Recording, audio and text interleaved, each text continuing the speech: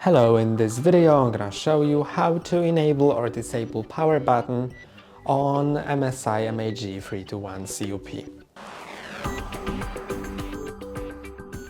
To do that, click on the back button to open the menu, then go down to the settings, then go to the right and go to power button. Now you can put it to off or standby. And now when you press on the power off button at the bottom here, then it will go into standby.